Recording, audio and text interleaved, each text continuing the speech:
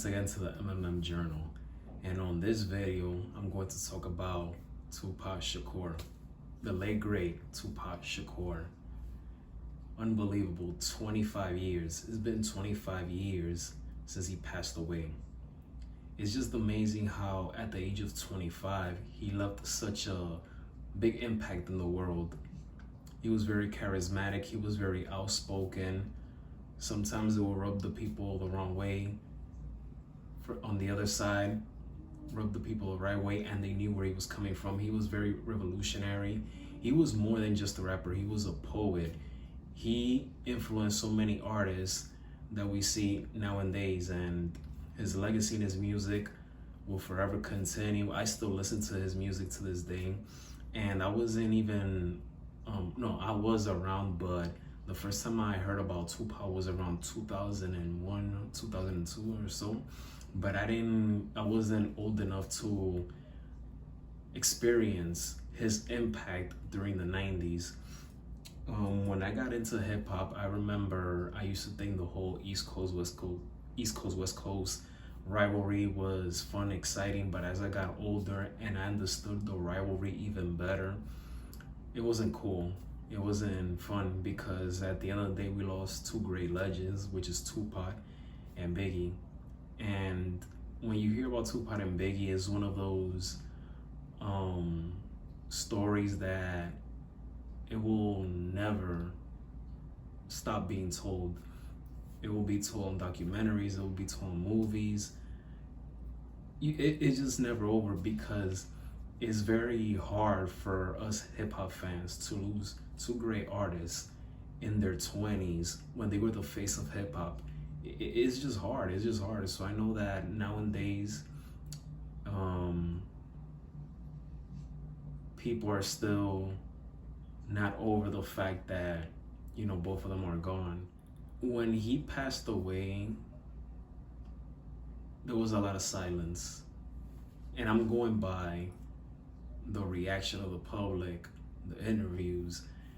It was a lot of silence, and one would think that when he passed away, that would have been the end of the East Coast, West Coast, but no, that wasn't the case. Now, the question is, if Tupac would have never been murdered, what would he have done today?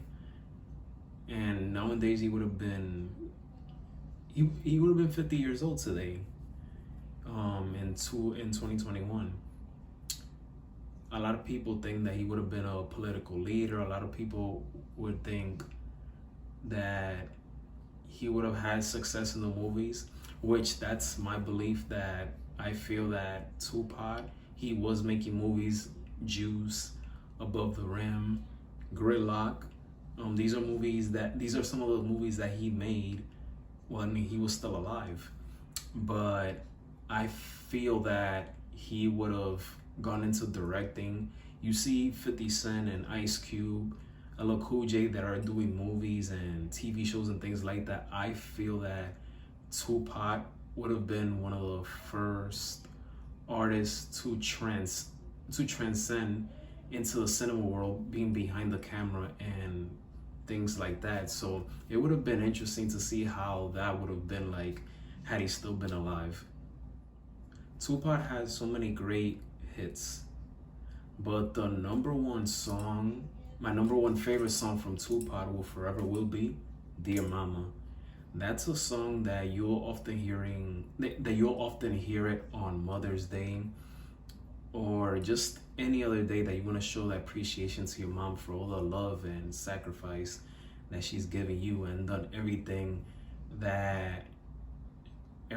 she has done everything possible for you to have the body that you have today.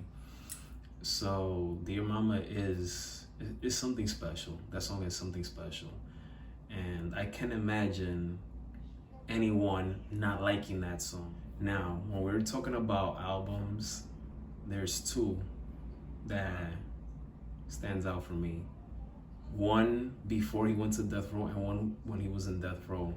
The first one is from 1993, which I can Strictly for My, and that's all I'm gonna say. In the Strictly for My album, one of my favorite songs is Keep Your Head Up. Keep Your Head Up is such a phenomenal song, very inspirational. If I remember correctly, he dedicated that song to Latasha Harlins. For those of you who don't know, Latasha Harlins was a 15-year-old girl who got murdered in Chinatown in Los Angeles back in 1991. So Tupac dedicated that song to her. No, it wasn't Chinatown. I think it was Koreatown. There we go, Koreatown in 1991. So Tupac dedicated that song to her.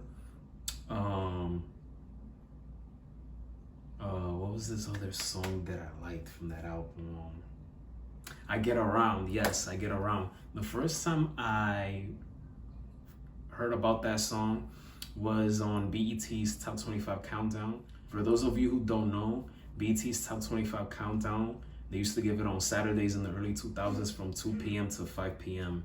And it was about the top 25 best videos from every Saturday was a different artist. One Saturday will be Genuine, another one will be Nas, and the list goes on and on. But yes, I Get Around is another one of my favorite songs from that album. Thank you for watching the MMM Journal. Make sure you like, comment, and subscribe to this channel.